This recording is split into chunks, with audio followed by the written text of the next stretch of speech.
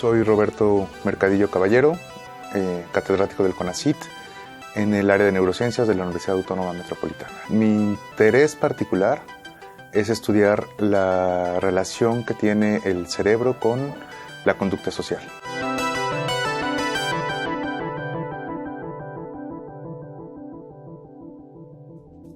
Por conducta y cognición social, de manera mínima y básica, vamos a comprender todo aquel comportamiento, pensamientos, lenguaje, actitudes que tienen no solamente el ser humano, sino todos los demás seres vivos que viven en grupo y que permiten una convivencia, mantenimiento, reproducción, planes a largo plazo, establecimiento de creencias, de valores morales, de normas y premisas éticas para seguir, de instituciones religiosas, educativas.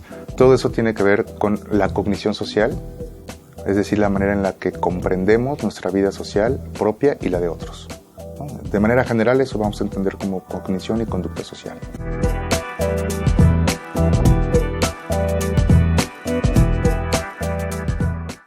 ¿Y qué tiene que ver el cerebro aquí? Pues que la manera en la que nos comportamos, la forma en la que percibimos al otro, la manera en la que suponemos cómo se siente el otro, si está triste, si está alegre, si está enfadado, va a influir en la manera en la que nos vamos a acercar hacia ese otro. Y la forma en la que el ser humano tiene para poder hacer esas suposiciones sobre cómo se siente el otro o qué piensa el otro, se hace a través del cerebro. Esa es una vertiente de la llamada neurociencia social que yo investigo. ¿Cuáles son las bases cerebrales para poder suponer, inferir o entender cómo se siente, cómo piensa y cómo decide la otra persona con la cual interactúa?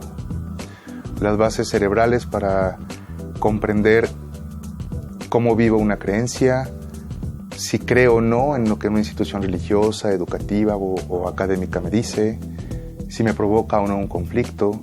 Todo eso se puede ver reflejado en el cerebro utilizando ciertas técnicas de neuroimagen, particularmente la resonancia magnética, que es la técnica que fundamentalmente utilizamos en mi grupo de investigación, que es una técnica con la cual a la persona se introduce en un equipo de resonancia magnética, se le dan ciertos estímulos, como puede ser observar una fotografía, observar un relato, escuchar alguna historia, imaginar algo, pensar algo, y asumimos que el cerebro va a tener una activación cuando esa persona piensa, ve, escucha eso que está haciendo, y esa activación es la base cerebral de eso que le estamos dando a ver, pensar, hablar, escuchar. Esa es una parte de la neurociencia social. ¿Cuáles son las bases cerebrales que permiten comprender al otro e interactuar con el otro? Pero hay otra parte que es un poquito más olvidada y hay que entrarle en serio, que es en qué forma esta vida social, la manera en la que crecemos, las creencias con las que vivimos, la manera con la que interactuamos con el otro, influye en mi cerebro. La neurobiología de manera clásica se ha interesado, pues sí, obviamente en el estudio del cerebro, por eso somos neurobiólogos. Pero el cerebro dentro del cráneo no nos dice mucho. Podemos estudiar su biología, las células que lo conforman, la interacción entre estas células, los neurotransmisores involucrados, pero toda esa dinámica biológica del cerebro tiene sentido solamente porque permite que nos comportemos. Y ese comportamiento, en el caso del ser humano, siempre es un comportamiento de tipo social. La manera en la que vivo, en la que crezco, si vivo en una sociedad o en una ciudad más bien contaminada, una con más árboles, una con más gente, una con menos gente, una con más violencia, una con menos violencia, puede influir en este funcionamiento del cerebro, en sus células, en sus neurotransmisores y en toda la función necesaria para que yo me pueda comportar. Claro que sabemos, y los psicólogos sociales y los antropólogos lo han hecho evidente, que las diferencias en cada comunidad cultural en la que vivimos, pues va a crear diferencias también en la manera en la que nos comportamos, ¿no? Si nos desarrollamos en una sociedad que favorece, por ejemplo, la agresión, que educa en resolver los conflictos, a lo mejor con golpes, con pleitos, pues va a crear un comportamiento diferente a una sociedad que favorece una mediación de conflictos más pacífica. Pero, ¿esto también influye en el cerebro o no?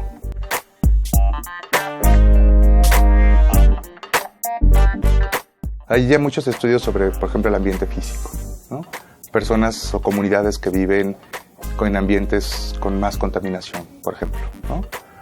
Eso ya se sabe. Personas que viven en zonas más oscuras o en las zonas tropicales donde hay más luz, eso ya hay más reportes. Pero las diferencias en los diferentes ambientes sociales, que es una diversidad muy amplia en el ser humano, también influyen en la manera en la que nos comportamos. Hipotéticamente, el cerebro de una persona de China que vive en Beijing trabaja de manera diferente a como trabaja el cerebro de un mexicano que vive en Ciudad de México. Tenemos poblaciones diferentes, ciudades diferentes, lenguas diferentes, culturas diferentes que influyen en nuestro comportamiento, pero también somos humanos y compartimos una biología cual humanos. Es decir, tenemos el mismo cerebro y el gran meollo es cómo es que personas o seres vivos, en este caso humanos, con cerebros biológicamente iguales en estructura, pueden funcionar ese mismo cerebro de manera diferente. Generalmente pensamos en la sociedad macro, ¿no?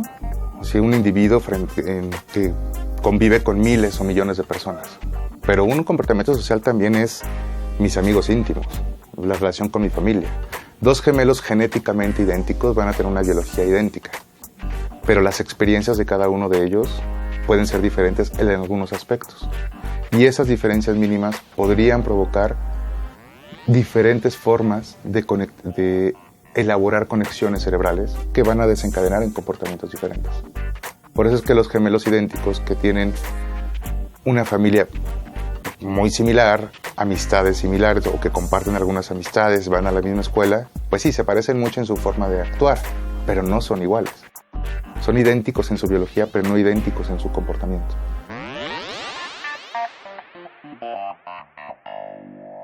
Bueno, esta interacción cerebro-sociedad la hemos estudiado con varias poblaciones, con policías, con personas que tienen trastornos neurológicos que viven en varios puntos del país, particularmente la ataxia espinocerebelosa. Lo hemos recientemente estudiado con periodistas que están amenazados por el crimen organizado, que es una característica social muy particular de México actualmente. Pero el proyecto que estamos realizando en la UAM ya desde hace 5 años es utilizar como modelo las personas que consumen sustancias inhalables, que son la tercera droga de abuso en el país. Y es una droga que ha sido muy ignorada en el estudio, no solo en México, sino en muchos lados del mundo. Y ha sido muy ignorada porque no está dentro de la llamada narcocultura. No es la marihuana, no es la cocaína, no es la heroína que influye en toda esta producción, comercialización legal y tráfico y violencia que involucra el intercambio de drogas. Los inhalables son una droga, más bien son un producto de tipo industrial que se vende para limpiar cosas o para cuestiones estéticas y que puede utilizarse como droga por los efectos psicoactivos que tiene, pero no daña la economía de los países. Y aparte son de muy bajo costo, entonces más bien en comparación con las otras sustancias. Entonces es un tipo de sustancia a la que tienen acceso poblaciones de bajos recursos. Entonces, por un lado tienes que es una sustancia que no está dentro de la llamada narcocultura ni nacional ni internacional y que además es principalmente consumida por personas de bajos recursos, pues no es una droga que interese de estudio a los países de primer mundo. Y México cojea de lo que cojean muchos países. Estudia a partir de las líneas importadas de países, particularmente Estados Unidos, en el tema drogas. Entonces ha habido muy pocos grupos interesados en estudiar los inhalables. Hay, por ejemplo, más publicaciones en torno a la cocaína que los inhalables, aun cuando los inhalables históricamente han tenido más peso que la cocaína. La cocaína es la segunda droga de consumo a nivel nacional, pero en los últimos 15 años. Pero si hacemos el dato desde 1975 hasta la fecha, que es cuando empezaron a datarse las encuestas nacionales de adicción, vemos que los inhalables eran la primera, muy cerquita de la marihuana. A nivel mundial, los inhalables se consumen principalmente en países en desarrollo o de extrema pobreza, sobre todo en América Latina. En África el consumo, por lo menos no hay muchos datos en comparación con los que hay en América Latina. Sí se consumen también en países como Estados Unidos, Inglaterra, Australia, pero el consumo es mucho menor. Y en estos países desarrollados, el tipo de población que las consume es muy focalizada. Por ejemplo, en Australia, el consumo es fundamentalmente dado por los aborígenes australianos. En Canadá hay consumo, pero dado por los pueblos originarios. Pero en América Latina sí hay un consumo generalizado en la población. En los años 50, 60 se tipificaba la población de muy bajos recursos, particularmente la población que vive en calle. Pero vimos que en la última década también la empezaron a consumir cada vez más adolescentes en etapa escolar, incluso universitarios. Es muy común que aquí mismo en la universidad o en la UNAM o en otras universidades públicas hay chicos universitarios que están consumiendo inhalables. Muchos años, muchas décadas incluso se le llamaba la droga de los pobres por esta asociación que había entre su consumo y la población que vivía en la calle. Y eso también tiene una historia, porque era una población que comenzó a formarse de los hijos de los migrantes del campo a la ciudad en la década de los 60 y de los 50. Los hijos de estos campesinos que migraron a las grandes ciudades, a diferencia de sus padres, aunque no les fue en muchos de los casos muy bien en la vida urbana, pues los padres sí tenían todavía cierta apropiación e identidad a su vida en campo. Los hijos ya nacidos ahí ya no tenían esa identidad de la zona donde provenían sus padres, pero tampoco se habían logrado integrar a la vida urbana. Vivían en la periferia y en zonas más bien marginadas. Zonas marginadas que coinciden con zonas industriales, a las cuales hay acceso a gasolina y a otro tipo de sustancias solventes, que además se podían encontrar en los talleres de los papás que se comenzaron a dedicar a ser zapateros u oficios similares. Entonces, tienes una población fragmentada o dislocada en cuanto a una identidad cultural, con pocas posibilidades de educación, con pocas posibilidades laborales y con un acceso a una sustancia barata que además no es ilegal.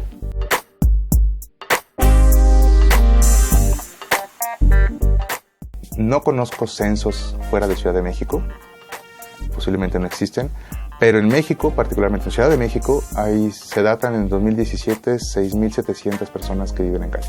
Es difícil censar la población porque es una población muy movible, ¿no? Hay cierta metodología para hacer estos censos, se van a diversos puntos de calle, hacen conteos. Es mucho más inexacto que censos que se hacen en personas que viven en domicilios, pues porque a veces cuentan doble porque pues, la misma persona está en un punto y en otro, ¿no? O hay muchos que no están en los puntos cuando va y se contea. Pero el cálculo más o menos es de cerca de 7.000 personas que viven en Ciudad de México. Y esto ha variado mucho a lo largo del tiempo. Y ha variado con el nombre que se les denomina. Por ejemplo, hubo un año, creo que me parece que fue el 99, donde se contaron 15.000. 15.000 y ahora 7.000, o sea, bajó la mitad. Pues no, lo que pasa es que en ese año no se les denominaba pobladores callejeros, se les denominaba personas que pernoctan en calle, ¿no? Entonces, contaban las personas que duermen en calle, aunque no necesariamente vivían en calle, ¿no? Entonces, la nomenclatura para denominar a las personas que viven en calle ha cambiado y eso influye qué es lo que entonces se va a contar. Actualmente se denominan pobladores callejeros, que se refiere a personas que pueden haber nacido o no en la calle, que pueden vivir todo el tiempo o no en la calle, que pueden dormir o no en la calle, pero que lo que los tienen en común es que la mayor parte de su vida la hacen en la calle. Comenzamos a estudiar esta población porque es la típicamente asociada al consumo de inhalables. Pero además es una población sometida a una vulnerabilidad social tremenda. En ciencia casi siempre se usa un grupo control. Pero si tenemos un poblador que vive en calle, que consume sustancias y que vive en calle y vemos un efecto dañino en el cerebro, no sabemos a cuál de las dos cosas se debe. Tendríamos que tener una persona que consume inhalables y que no vive en calle, pero que consume inhalables al nivel de lo que consume una persona en calle. Una persona en calle puede consumir en promedio 1,5 litros de solventes a la semana. Alguien que consume esa cantidad de solventes difícilmente puede vivir en un lugar que no sea la calle. Entonces es muy difícil encontrar un participante control, ¿no? ¿Qué es lo que hemos intentado hacer? Dirigirnos a personas que trabajan con sustancias solventes durante tiempos muy prolongados. Son personas que no consumen intencionalmente, no lo usan como una droga de abuso, digamos, pero sí están frente a los efectos de la sustancia inhalable 8, 12, a veces 14 horas al día. Zapateros, personas que hacen sombreros, personas que ponen uñas, personas que limpian motores, carpinteros.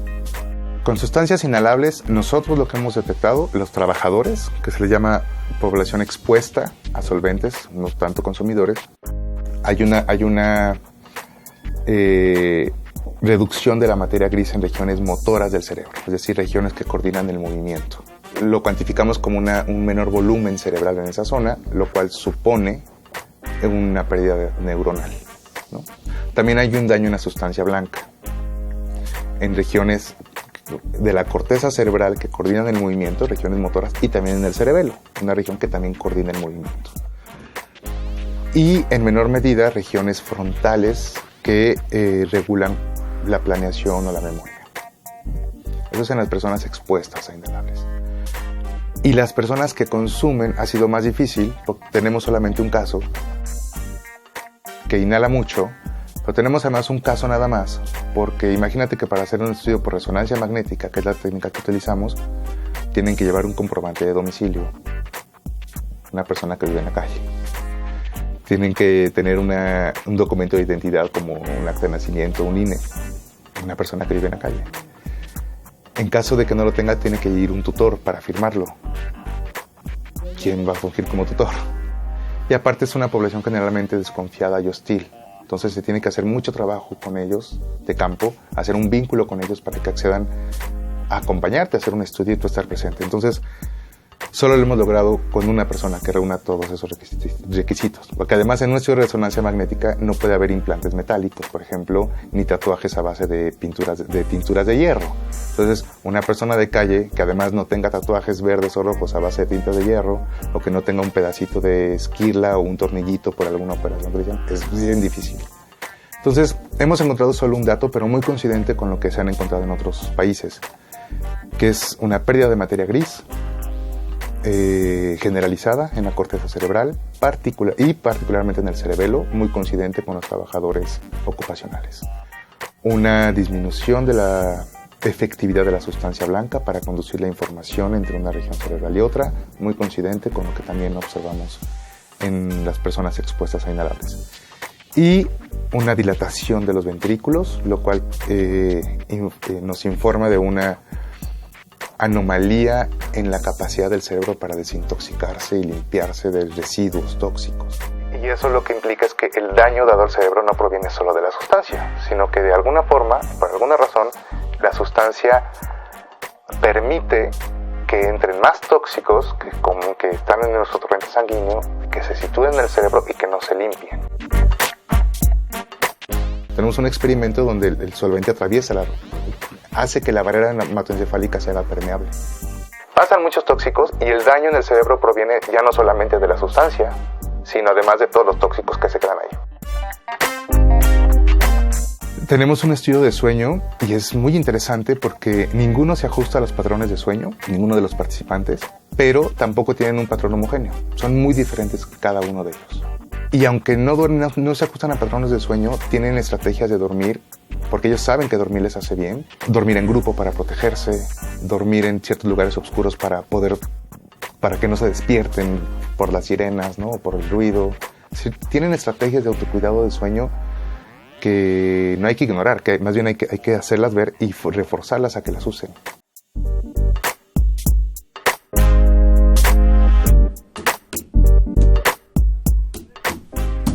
No hay algo homogéneo, no es que la población de calle se comporte de esta forma.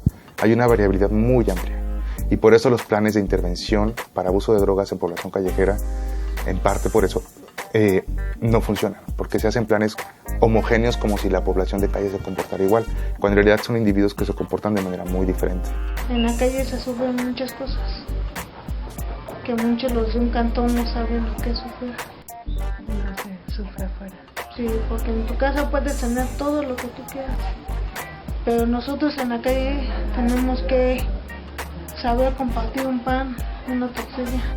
En este proyecto participan varios investigadores del Instituto Nacional de Psiquiatría, del Instituto de Neurobiología de la UNAM, por supuesto de aquí de la UAM Iztapalapa, varios alumnos, algunos que están estudiando el elemento antropológico de consumir sustancias, otros la función cerebral con resonancia magnética, algunos otros modelos animales para saber de manera más afinada cuál es el efecto en el cerebro y en la conducta.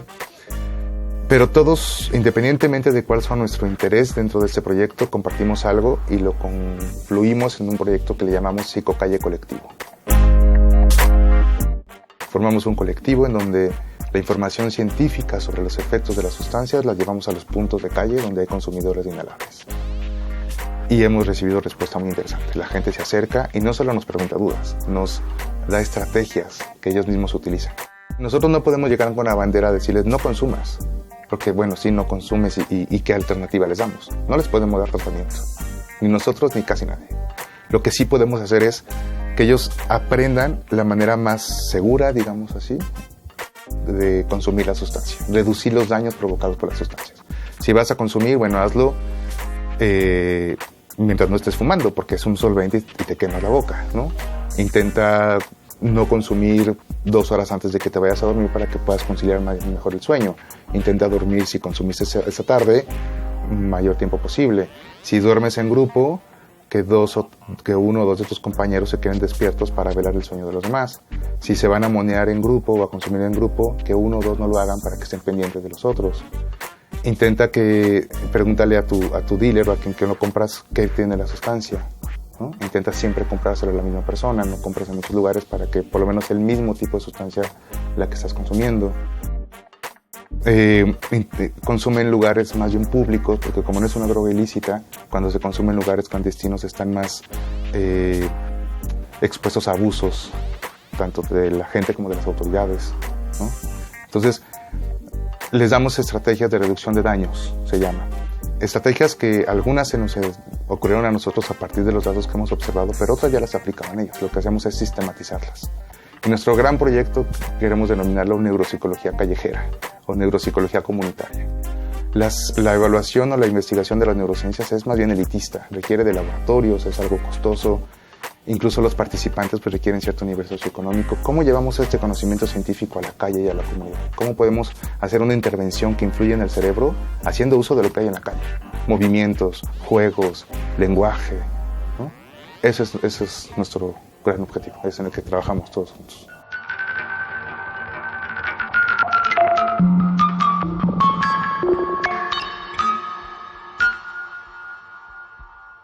En la UAM Iztapalapa participamos en el Laboratorio de Neuropsicobiología del área de neurociencias y la Clínica de Sueño y Neurociencias de la UAM Iztapalapa y otras instituciones.